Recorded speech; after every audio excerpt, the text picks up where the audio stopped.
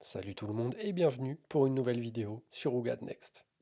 On se retrouve pour votre nouveau rendez-vous du dimanche soir où on revient sur ce qui s'est passé pendant la dernière journée de l'Euroleague. Au programme, comme la semaine dernière, le match de la semaine, un débrief des autres rencontres, la joueuse de la semaine et il y aura une petite nouveauté à la fin. Encore une fois, n'hésitez pas à liker, à vous abonner, à activer la cloche, ça fait toujours plaisir et à me commenter si le format vous plaît toujours autant. Voilà, bonne vidéo.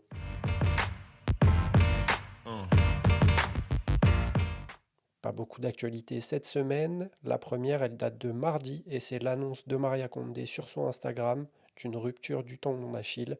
Malheureusement, on craignait le pire pour elle après sa blessure de la semaine dernière et c'est confirmé.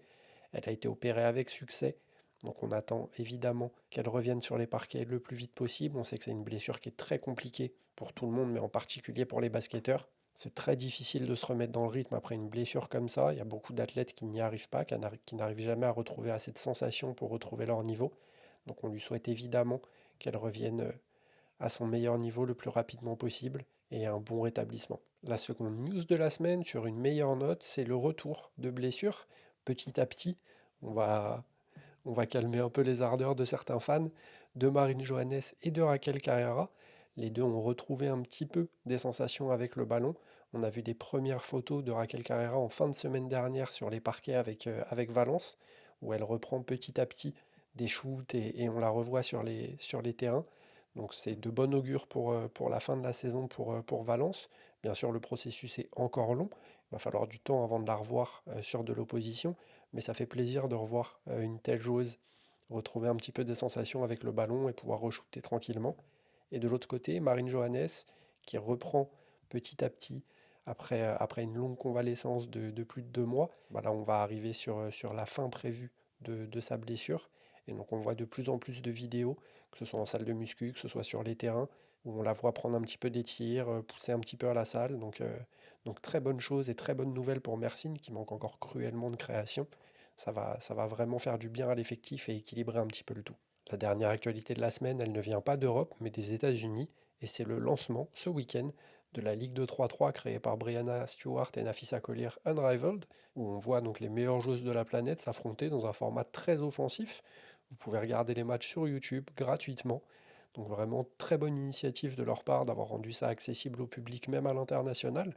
Et ça vous permet de voir un petit peu les meilleures joueuses de la planète s'affronter dans un format, comme je disais, qui est très offensif, où on voit des joueuses qui n'ont pas forcément de responsabilité offensive dans leur club, avoir beaucoup plus de liberté là sur un format comme ça. Gardez ça en tête, ça peut toujours être sympa quand les semaines d'Euroleague sont un peu longues ou que les matchs sont pas forcément sympas comme cette semaine. Allez regarder un petit peu la nouvelle Ligue Unrivaled de Nafisa Collier et Brianna Stewart. Voilà, on a fait le tour des actualités pour cette semaine. On passe tout de suite au match de la semaine. Encore une semaine où ça a été difficile pour moi de trouver le match sur lequel j'allais débriefer un peu plus longuement que les autres, tant les matchs de la semaine ont été très compliqués à regarder de par le niveau de jeu. Au final, je me suis décidé et j'ai choisi le match entre Mersin et Avenida, qui était pour moi le meilleur de la semaine, où on a eu vraiment du progrès. On le voit là sur les 2 dernières semaines de la part de Mersin, où l'éviction de Victor Lapeña fait vraiment du bien à cette équipe, tant défensivement qu'offensivement. Et on va en parler, on va débriefer un petit peu tout ça. Alors pour ceux qui s'attendaient à un match serré comme au match aller, Mersin n'avait pas la même idée. On a eu un premier carton d'une immense domination de la part de Mersin, qui elle gagne 30 à 15, je crois, au final, où Avenida a mené en tout début de match, puis n'aura jamais repris le lead de la rencontre. Mersin a mené pendant plus de 38 minutes, a eu une avance de 22 points à un moment du match. Donc vraiment, il y a eu une très nette domination de la part de l'équipe turque, en grande partie grâce à Iliana Rupert. Iliana Rupert qui a fait un match absolument énorme, avec plus de 34 points, 6 rebonds, 4 interceptions, 2 contre, 39 dévals. Vraiment, elle a été l'option numéro 1 de cette équipe. On en parlait dans la vidéo des meilleures joueuses sur le début de saison. Avec ce genre de match, elle confirme encore plus sa place en tant que, pour moi, la meilleure intérieure d'Europe derrière Emma Messman. Et vraiment, elle a dominé la rencontre de la tête et des épaules, malgré les schémas tactiques qu'ont pu lancer Avenida sur l'équipe de Mersin. Elle a quand même réussi à se trouver des positions préférentielles, à mettre ses tirs. Elle finit à 12 sur 19 au tir. C'est Iliana Rupert dans le texte, hein, très efficace. Il y a très peu de déchets dans son jeu. C'est une masterclass de sa part sur ce match, bien trouvé par ses extérieurs, qui ont réussi à faire vivre le ballon. Pense à Ivan Anderson, à Bridget Carlton, qui ont bien fait vivre le ballon, qui ont proposé des drives pour trouver des solutions. Et vraiment, ça a été un match très agréable à voir de la part de Mersin, malgré quelques erreurs, et on en reparlera. Je parlais un petit peu du spacing de Mersin et des lectures d'Iliana. On a ici, vous voyez, ballon poste bas pour Iliana, où quelqu'un vient la prendre à deux tout de suite. Bah, on voit Ivan Anderson qui appelle le ballon dans le corner. Iliana Rupert va la servir. On va avoir un drive derrière de la part d'Yvonne, la coupe au bon moment de Natasha Howard pour libérer un petit peu l'espace et obliger la joueuse de Natasha donc, à faire un choix. Et derrière, la joueuse de Natasha, donc Sika Kone, qui vient en aide, et Natasha Howard qui se retrouve sous le cercle toute seule, et donc qui permet à Mersin de scorer 2 points, une bonne lecture, une bonne passe d'Ivan Anderson. Et vraiment, c'est du spacing qu'on avait peu l'habitude de voir sur les premiers mois de la saison. Et ça fait plaisir de voir une équipe comme ça arriver à faire vivre un petit peu le ballon. On a aussi eu, comme je disais, des schémas défensifs qui ont été lancés. Avenida a tenté la zone. On sait que c'est quelque chose qui faisait vraiment défaut à cette équipe de Mersin. Et sur la zone ici, bon, on le voit, Ivan Anderson avec le ballon en tête de raquette qui va aller chercher Maria Aroro qui est toute seule sur le stack en bas de la raquette. Maria Aroro qui va réceptionner, la défense qui va revenir, elle va driver ligne de fond. Et là, on voit l'intelligence d'Iliana Rupert qui va venir couper plein axe sur une bascule. Maria Roro qui va la servir dans le bon timing. Et derrière, ça fait 2 points. Donc vraiment, cette équipe de Mersin, là, on a eu en plus sur cette phase, d'abord une phase de jeu rapide où ça n'a pas été possible. Et tout de suite, on a enchaîné sur de la transition avec un ballon qui vit, avec du mouvement. Et ça finit, là, comme vous le voyez, sur une belle coupe d'Iliana pour 2 points. Donc vraiment, Mersin a progressé sur cet aspect du jeu-là, où la zone qui pouvait vraiment être dérangeante en début de saison l'est de moins en moins. Donc c'est une très bonne chose quand on sait que de plus en plus d'équipes utilisaient la zone contre Mersin. Là, on voit qu'il commence à y avoir des solutions, qu'on commence à se trouver un petit peu dans les intervalles, dans les petits espaces. Donc vraiment, c'est une très bonne chose pour elle pour la suite de la saison. On le voit également plus tard dans le match, où on a une attaque de zone qui était très mal embarquée, qui se conclut par un drive de Bridget Carlton. On voit toute la défense de Salamanque qui vient fermer la raquette. Ivan Anderson, encore une fois, à l'opposé, très bien placé, qui appelle le ballon. La passe qui va arriver dans le bon timing. Donc la défense a le temps de se replacer sur Yvonne, et c'est là l'intelligence de la joueuse. Elle va faire une volée passe, donc vraiment, elle ne l'attrape même pas, elle la volaille directement dans le corner pour Iliana Rupert, qui se retrouve dans un fauteuil pour prendre le tir à 3 points. Donc là, vous voyez, on est vraiment sur une séquence où la défense n'arrive pas à être en place, n'arrive pas à être à l'heure, et tout ça est initié par du drive. On sait que le meilleur moyen de battre de la zone, c'est par le jeu rapide, et derrière, c'est par de la fixation et des renversements rapides. C'est ce qui s'est passé ici avec Bridget Carlton. On l'a vu sur le drive, puis sur la volée passe d'Yvonne, pour retrouver un tir dans le corner. Donc vraiment les tirs les plus faciles pour une joueuse comme Iliana, où elle a le temps d'ajuster et de préparer ses appuis. Et ce spacing, il amène plein de choses, parce que du coup, on a vraiment des menaces qui peuvent venir de partout. Ici, on le voit avec un drive de Bridget Carlton, encore une fois. On a Iliana Rupert qui est sur l'écran. Et regardez Yvonne Anderson à droite de l'écran, qui est défendue par Erika Carter. Erika Carter, elle n'a pas du tout les yeux sur sa joueuse. Derrière, qu'est-ce qui se passe? On a Yvonne qui va venir plonger dans le backdoor.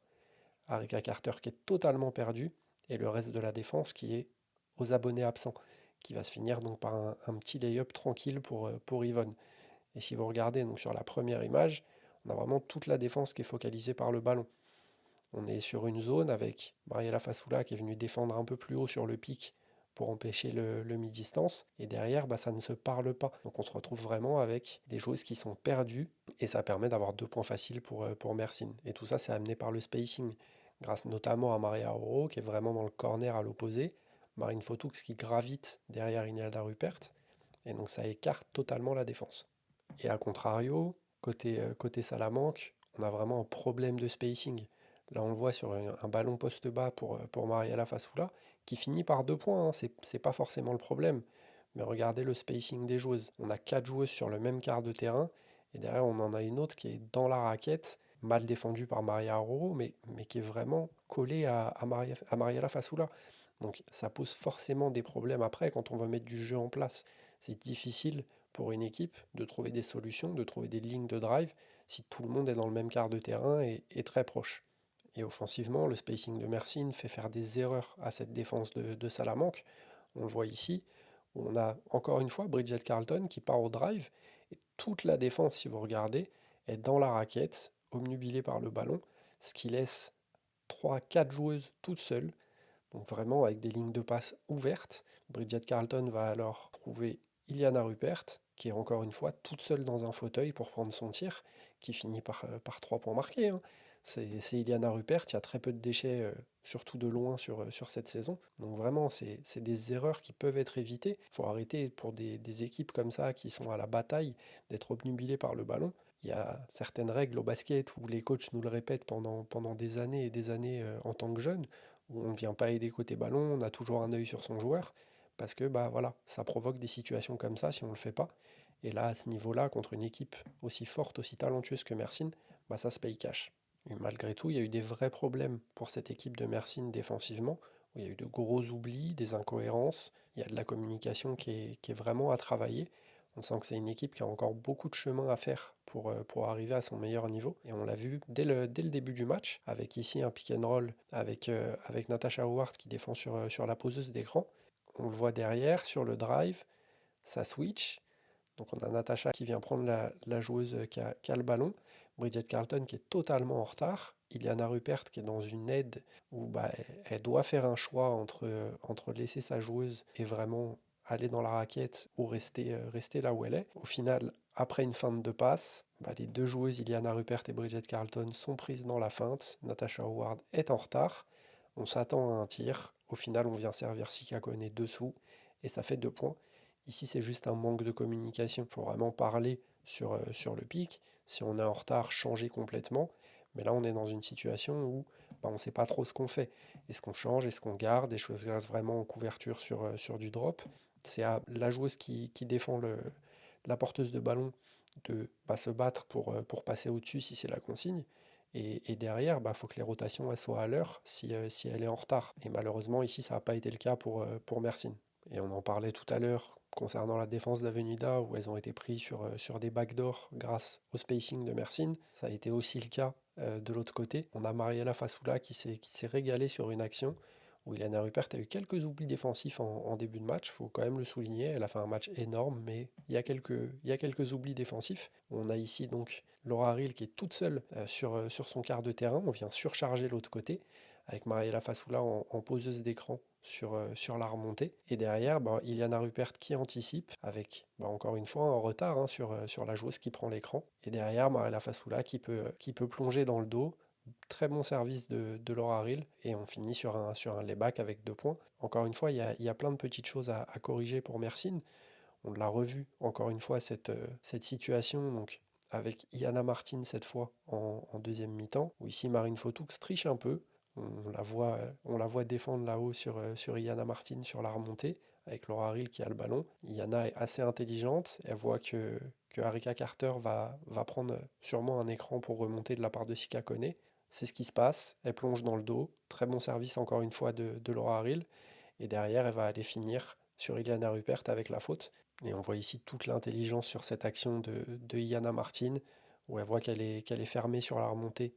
Donc elle préfère plonger dans le backdoor en lisant avant, avec un petit coup d'œil, le jeu, voir que Harika Carter va laisser l'espace. Et derrière, ça plonge, ça va finir sur Iliana Rupert. Donc vraiment très intelligent de la part d'une si jeune joueuse. Et c'est toujours un régal de voir des joueuses qui comprennent aussi bien le jeu et qui ont ces qualités-là après dans la finition. La mauvaise nouvelle par contre pour Mersin, c'est la blessure de Natasha Howard qui est sortie après 7 minutes de jeu, après un choc au niveau de l'épaule sur une prise de position. Et malheureusement, elle n'est pas revenue en match.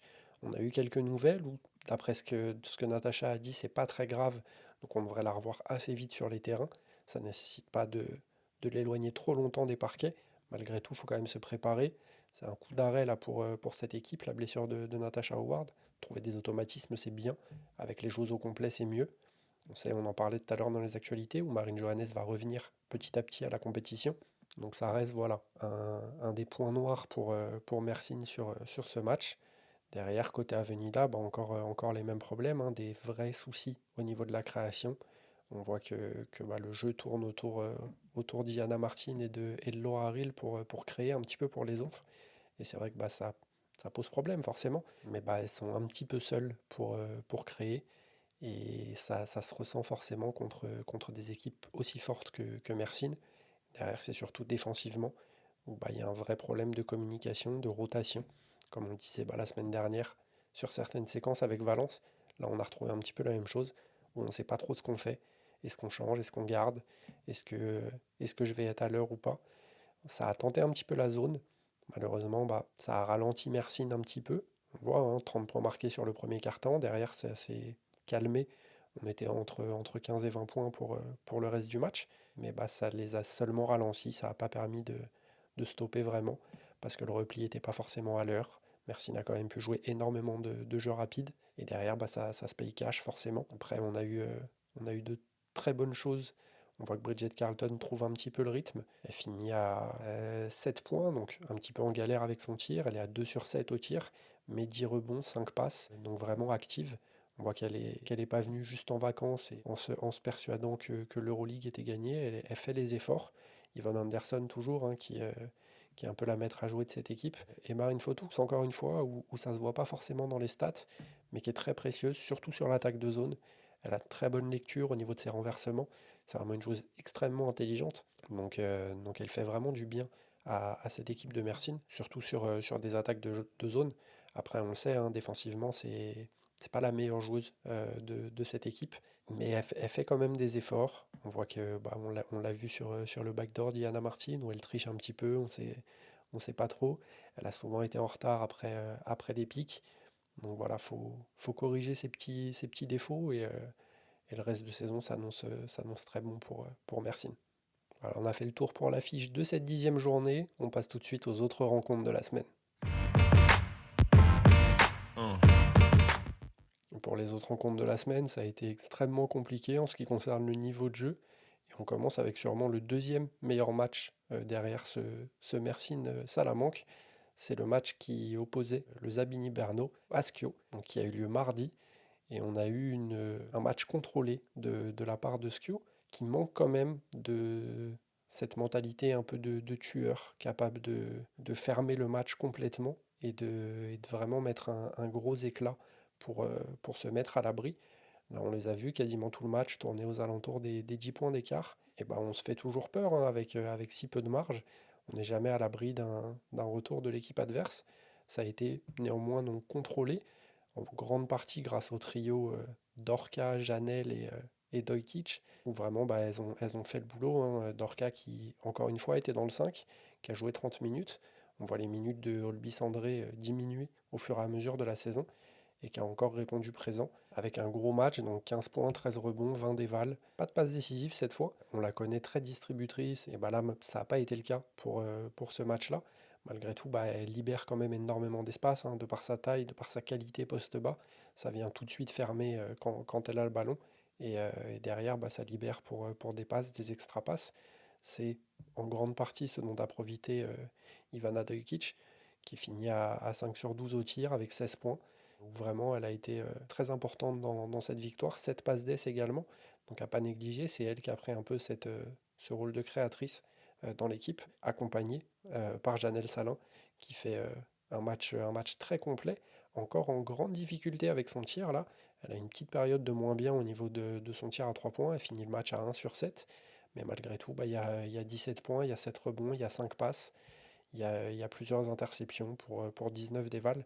Donc vraiment, c'est ce trio qui a porté un petit peu Skio à la victoire. On sait que ça a été un match très compliqué au match aller et fallait se rassurer, surtout à l'extérieur. Donc c'est chose faite.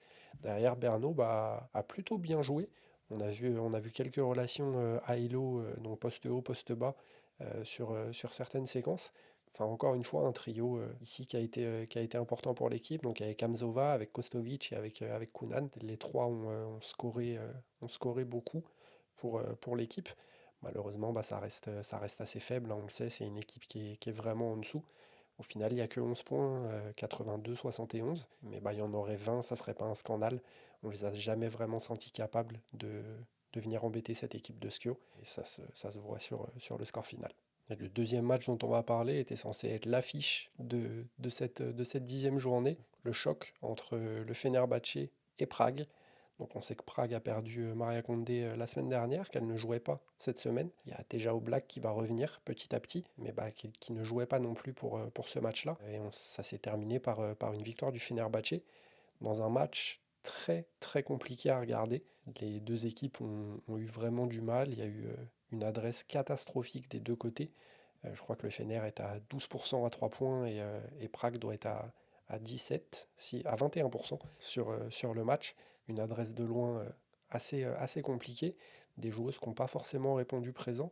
On pense à Tina Charles du côté du Fener qui ne joue que 10 minutes, qui est à -9 quand elle est sur le terrain. 1 sur 4 au tir, des pertes de balles, vraiment qui a été dans le dur. Mbadian qui a assez peu joué, qui a été mieux que la semaine dernière, faut le souligner. Mais c'est encore compliqué de trouver du rythme sur des petits temps de jeu. Elle joue que 13 minutes au final. Niara Sabali qui a été un peu moins impactante personnellement au niveau de ses stats, mais qui fait toujours du bien sur le terrain. La preuve, hein, c'est une de celles qui a le meilleur plus-minus de son équipe. Donc c'est toujours important. Et on le voit hein, dans un match où ça a été très compliqué des deux côtés de mettre du jeu en place. Il y a eu énormément de ballons côté Prague, plus de 21 ballons perdus. Côté Fener, on a pris un peu plus soin du ballon avec seulement 12. Et c'est sûrement là que le match se gagne hein, du côté du Fener. Parce que forcément, hein, d'avoir des situations où on intercepte des ballons, où on peut courir, ça permet de marquer des points et de démoraliser un petit peu l'adversaire. Et dans tout ce marasme, la joueuse qui ressort du match, c'est encore une fois Emma Messman qui prouve que quand tout va mal, c'est la joueuse sur laquelle s'appuyer. C'est vraiment la go-to guy, go-to woman plutôt, de, de cette équipe. Et ça se ressent particulièrement sur ces matchs-là, hein. Elle finit meilleure scoreuse du match et de très très loin. Donc sans Emma, le match aurait été beaucoup plus compliqué pour cette équipe du Fener. Malgré tout, Prague a essayé de répondre avec ses armes. On sait qu'il y a un vrai souci au niveau de la création. Déjà, quand Maria Condé était là, vous enlevez la meilleure créatrice. Ça devient tout de suite beaucoup plus compliqué de mettre du jeu en place, de trouver des intervalles, de servir les intérieurs. On sait que Brianna Jones avait été gavée de ballons sur le match aller. Là, ça a été beaucoup moins le cas. Elle a reçu beaucoup moins de ballons, elle a pris beaucoup moins de tirs. Et il y a encore une fois un gros problème au niveau du rebond du côté du Fener. Il y a quasiment 20 rebonds d'écart, hein. Prague en prend 45, le Fener en prend 26. Quand on voit le secteur intérieur du Fener, on faisait la remarque la semaine dernière sur le match contre Valence, ça pose des problèmes parce que ça donne des deuxièmes chances aux autres équipes. Et là, il y a eu très peu d'adresses en face, mais ça peut être puni et ça peut coûter cher derrière sur des matchs coup près. Donc vraiment, c'est un gros point à travailler pour cette équipe du Fener. On sait que, comme je disais, hein, le secteur intérieur est très dominant, surtout offensivement. Derrière, il faut aussi des choses qui font les efforts. On sait que Gabi a été peut-être un petit peu moins en jambes sur ce match. On l'a vu hein, sur sa réussite au tir. Habituellement, elle est aussi très présente au rebond. Là, il y en a moins. Donc ça reste alarmant pour le Fener. Il y a quand même la victoire hein, avec le talent de l'équipe. Puis cette équipe de Prague qui était fortement affaiblie avec l'absence de Maria Condé. Mais il y a des gros points d'interrogation sur cette équipe du Fenerbahçe. À voir ce que ça va donner sur des matchs un peu plus relevés. On sait que il y a le match retour contre Valence qui va arriver dans 2 semaines. Et derrière, il y aura les matchs qui vont vraiment compter. Où là, elles vont jouer les meilleures équipes du circuit. Va falloir être très sérieuse. On sait que quand elles le sont, c'est très difficile de les jouer. Mais là, encore une fois, on a vu que Prague, malgré des gros défauts dans le jeu, n'est pas si loin. Donc ça va être intéressant de voir la suite. Et on arrive certainement sur les deux pires matchs de la semaine. On va commencer avec le rematch du week-end dernier en championnat entre Bourges et Basketland, où les équipes s'affrontaient une nouvelle fois après une grande victoire de Bourges de 40 points en championnat. Là, le scénario du match a été un petit peu différent. Encore une fois, on a senti Bourges un petit peu au-dessus, mais malheureusement, c'est pas la meilleure équipe qui a gagné sur ce match-là, c'est la moins nulle. On passe les détails des nombreuses pertes de balles et mauvaises lectures. Ça a été vraiment un match, encore une fois, très compliqué à regarder dans le jeu, où très peu de création, c'était vraiment compliqué. Côté Basketland, encore une fois, hein, on se demande un peu le projet de jeu, qu'est-ce qui se passe réellement dans cette équipe. Il y a des vraies carences défensives. Offensivement, ça ressemble pas à grand-chose, hein. Faut, je le dis et redis, hein, mais il faut arrêter de confier la main à Leïla Lacan. Pour moi, c'est loin d'être une meneuse, c'est une vraie poste 2. Et il faut arrêter de lui donner ces responsabilités-là offensivement. On voit que ça devient très rapidement limité. Et bah dans des matchs comme ça, bah, malheureusement, d'avoir des joueuses qui jouent pas à leur poste en charge du ballon, bah ça équivaut à des pertes de balles, des mauvaises lectures et du jeu qui est vraiment pas agréable à voir, hein. Je pense que si je vous mettais une musique de cirque pendant le match, vous y croyez. Vraiment, ça a été un match extrêmement compliqué. Rien à voir, surtout côté Bourges, avec le match du week-end dernier, où vraiment on a senti l'équipe qui déroulait, où il y avait vraiment pas d'opposition en face. Là, on était dans un match beaucoup plus haché. C'était un match de tranchée. Au final, bah, Bourges a pris le lead en fin de deuxième quart-temps et il ne l'a plus jamais lâché et a pris une avance assez confortable pour aller gagner ce match.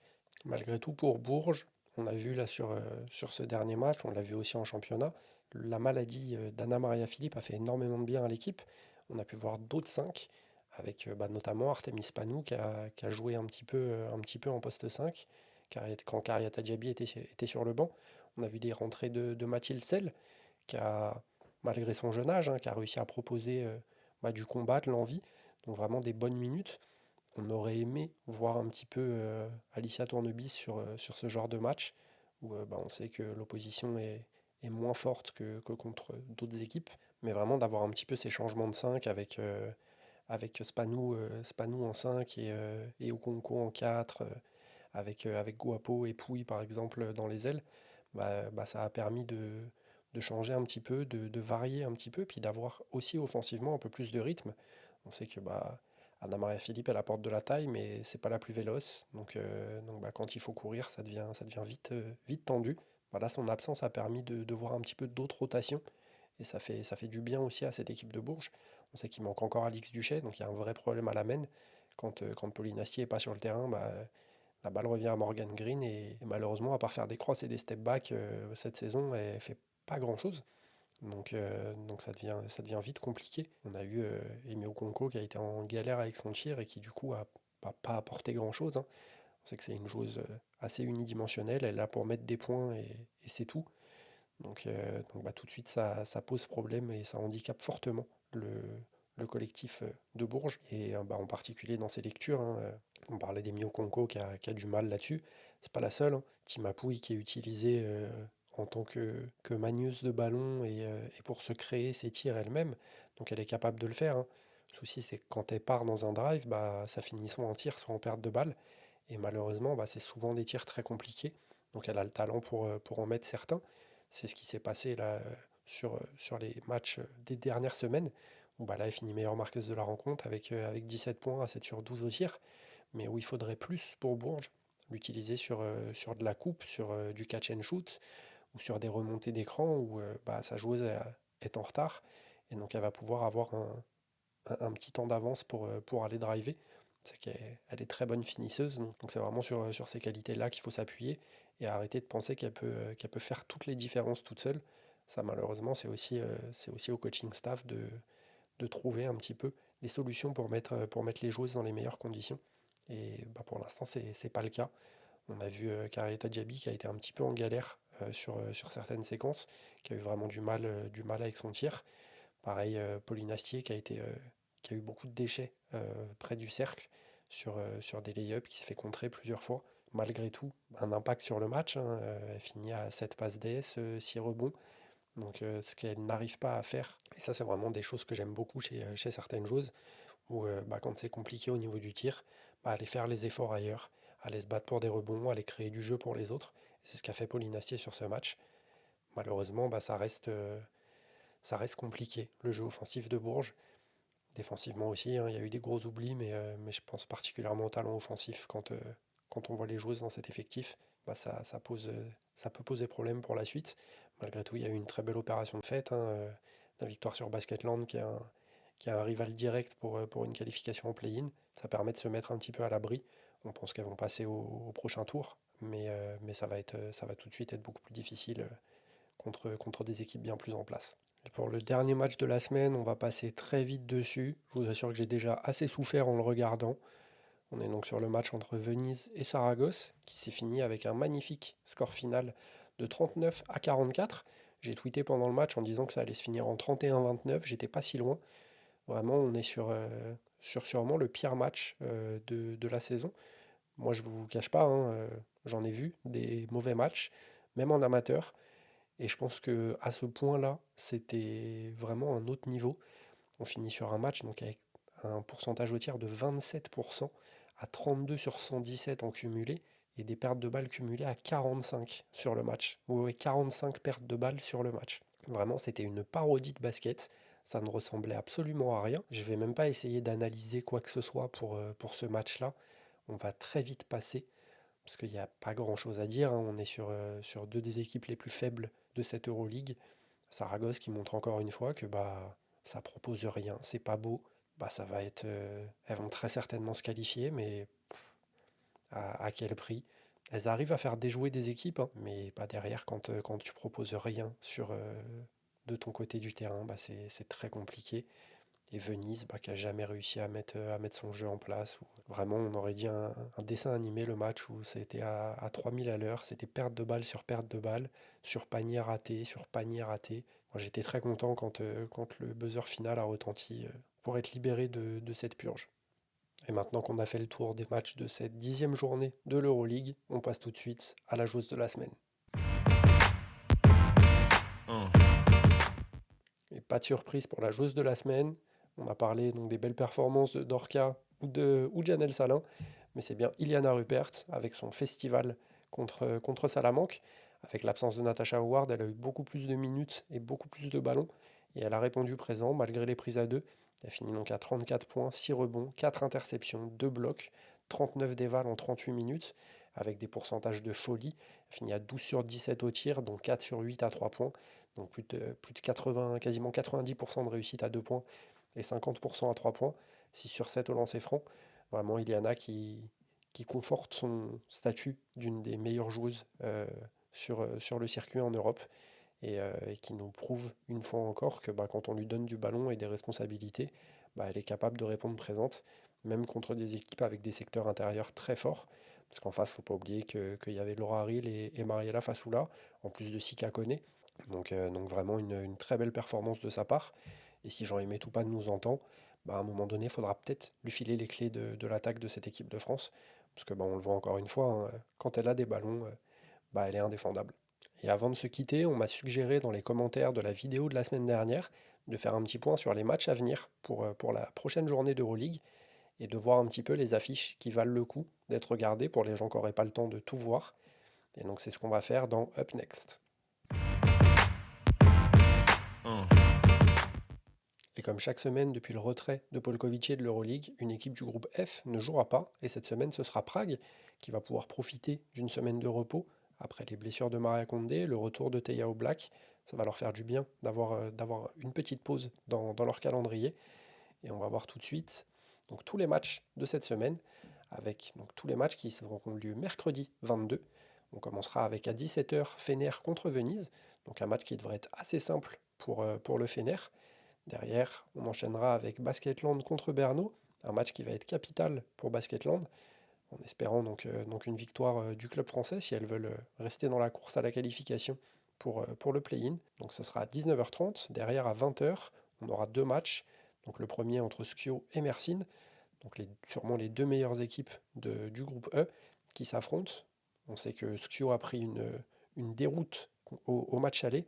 On verra un petit peu ce qu'elles vont proposer pour le match retour, en sachant que bah, on ne sait pas si Mersin se déplacera avec Natasha Howard sur ce match-là.